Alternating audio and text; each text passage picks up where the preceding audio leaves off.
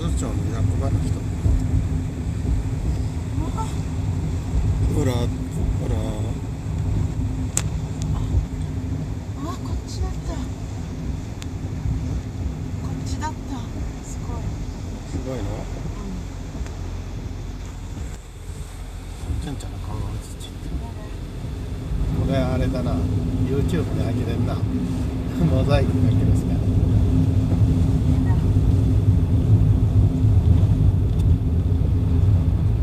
すっごいね。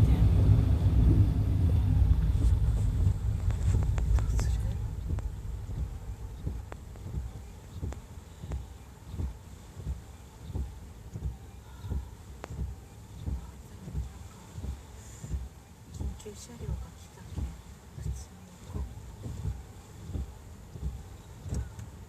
あれ避けた方がいいと思う。後ろの車いや大丈夫だよ。緊急車両？鳴らしてないけいい？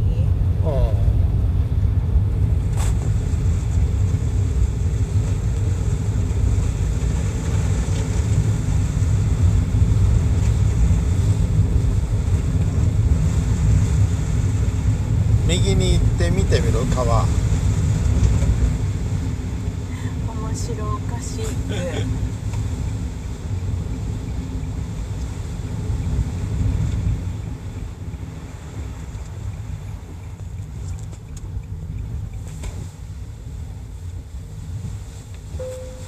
この先踏切です。ご注意ください。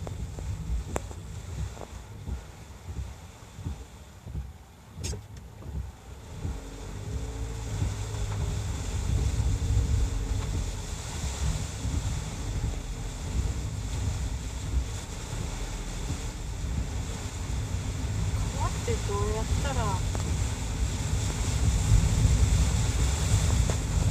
けるんだっけ？そこを右に行って、まだよ。そこをな、そこを右に行って橋の方。